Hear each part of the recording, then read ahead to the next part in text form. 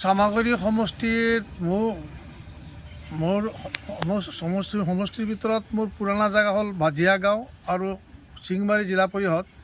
91 চনত এই দুটা যেতিয়া মই চামাগুৰি খেলোঁ, এই দুটা মানে জিলা পৰিষদ চামাগুৰি সমষ্টিতে আছিলে, আজিও আছে। আৰু গোৰাজান জিলা পৰিষদটো এইটো মোৰ নিজা জিলা পৰিষদ। ইয়াৰ পৰা মই এবাৰ জিলা পৰিষদ হৈছিলোঁ আৰু যেতিয়া মই MLA হৈছিলোঁ তেতিয়া এই জিলা পৰিষদটো সম্পূৰ্ণভাৱে ৰূপহীয়াত আছিলে আৰু এতিয়া বকতগাঁও জিলা পৰিষদত নতুনকৈ আহিছে। গতিকে মই ইয়াত প্ৰায় 25টা গাঁও পঞ্চায়তৰ বিভিন্ন অঞ্চলত ঘূৰি আছোঁ। এই সম্পৰ্কে মইতো আপোনাক ক'ম যে ভালেই দেখি আছোঁ, কিন্তু আপোনালোকৰো এটা দায়িত্ব আছে। মই যে বিভিন্ন অঞ্চল ঘূৰিছোঁ, মানুহৰ মাজত কি প্ৰতিক্ৰিয়া, এই কথাটো আপোনালোকে এবাৰ সমষ্টিখন ঘূৰি চাওক, মানুহে কি কয়। মইতো কমি মানুহ মোক ভালেই কৈ আছে। দেখা গৈছে আপুনি অকলে ঘূৰি আছে, আপোনাৰ লগতে আৰু কোনো ধৰণৰ মানে বেলেগ মানুহ নাই। আমি দেখিবলৈ পাইছোঁ যে আপোনাৰ ৰাইজৰ প্ৰশ্ন হয় যে বিভিন্ন নেতাই আপোনাৰ লগত বহুত মানুহ লগত লৈ ঘূৰে আৰু আপুনি অকলেই আপুনি গোটেই সমষ্টি ঘূৰি আছে, এইটো সংক্ৰান্তত আপুনি কি ক'ব? চাওক, মই 1980 29, 30, 31 মানে মাৰ্চ মাহৰ পৰা জলেশ্বৰত আমচুৰ গঠনৰ পিছত মই একেবাৰে আমচুৰ ছেক্ৰেটাৰী, আমচুৰ মুখ্য সাংগঠনিক সম্পাদক, 5 টাইম আমচুৰ সভাপতি আছিলোঁ, 3 টাইম আমচুৰ জেনেৰেল ছেক্ৰেটাৰী আছিলোঁ। কিন্তু মই মোৰ গাড়ীত কোনো মানুহ লৈ তেতিয়াও মই ঘূৰা নাই। ভাড়া গাড়ী লৈ গৈছিলোঁ, এতিয়া নিজা গাড়ী মই গাড়ীত লৈ ঘূৰা নাই। মই 91 চনৰ পৰা নিৰ্বাচনত অৱতীৰ্ণ মই গাড়ীত মানুহ নাৰাখোঁ, কাৰণ গাড়ীত মানুহ কিয় ৰাখিম, কি ডিফেন্সৰ কাৰণে ৰাখিম? মইতো অকলশৰীয়া নহয়, মোৰ লগততো আল্লাহ আছে। গতিকে মই তাৰ ওপৰত বিশ্বাস মোৰ নাইকিয়া হৈ যাব পাৰে, মই মানুহৰ ওপৰত বিশ্বাসটো বাঢ়ি যাব। গতিকে মই সদায় গাড়ীত অকলেই থাকোঁ।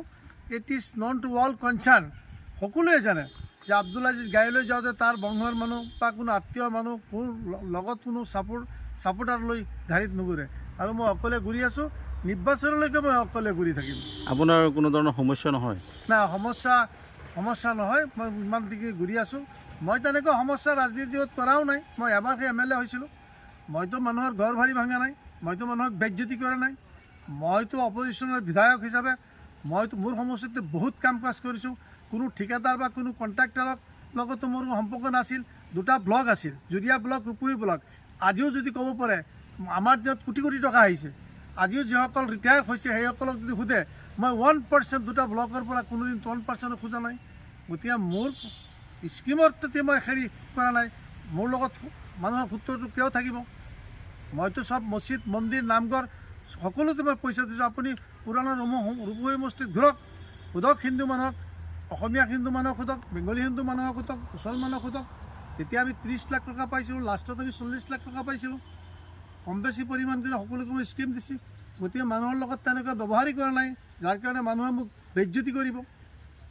আপোনাৰ এটা কথা, ৰাজ্যখনৰ চৌদিশে আপোনাৰ উচ্ছেদ চলি আছে আৰু অসমৰ সন্মানীয় মুখ্যমন্ত্ৰীয়ে আপোনাৰ বিধানসভাত এটা কথা কৈছে যে কংগ্ৰেছে আপোনাৰ 75 বছৰ আপোনাৰ ৰাজত্ব কৰিছে আৰু এই সংখ্যালঘু ৰাইজসমূহে আপোনাৰ কংগ্ৰেছত ভোট দিছে আৰু কংগ্ৰেছে আপোনাৰ চৰৰ মাটি জৰীপ কৰা নাই আৰু এই যিবিলাক চৰকাৰী মাটি আছে সেইবিলাক মাটিৰ পট্টা দিয়া নাই। কংগ্ৰেছৰ এই প্ৰতাৰণাৰ কাৰণে মানুহখিনি মানে আজি উচ্ছেদ হ'বলগীয়া হৈছে, এইটো সংক্ৰান্তত আপুনি কি ক'ব? চাওক, আজিৰ মুখ্যমন্ত্ৰী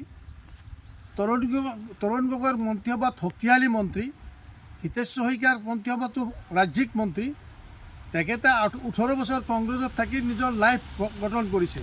তেখেতক গোটেই ইণ্ডিয়া নহয়, গোটেই অসমৰ মানুহে চিনি পাইছিল কংগ্ৰেছৰ মন্ত্ৰী হিচাপে, কংগ্ৰেছৰ MLA হিচাপে। আজি যোৱা ইলেকশ্যন আৰু এইবাৰ তেখেতে BJP কৰিছে।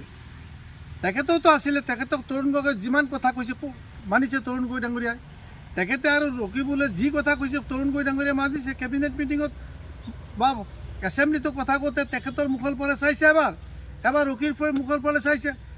মোৰ জোকাৰি দিলে ভাবিছে মই ঠিকেই কৈ আছোঁ। ময়ো বিধায়ক আছিলোঁ, মই দেখিছোঁ নহয়। তেখেতেতো এই কামটো কৰিব পাৰিলে হয়। তৰুণ গগৈক কৈ পেলাই আজি তেখেতে যি ইমান ডাঙৰ ভাষণ মাৰি আছে এছেম্বলিত যে কংগ্ৰেছে এইটো কাৰণে, তেখেততো কংগ্ৰেছৰ মানুহ। তেখেতৰ লাইফটো ক'ৰ পৰা কৰিছে? তেখেত BJPৰ পৰা প্ৰথম MLA হৈছিল নে AJPৰ পৰা হৈছিল? তেখেততো কংগ্ৰেছৰ পৰাই হৈছিল। সংখ্যালঘু ৰাইজে যিবিলাকক ভোট দি প্ৰতিনিধি বনাইছে এইবিলাকে কোনো পদক্ষেপ লোৱা নাই বুলি কৈছে। আৰু হেমন্ত বিশ্ব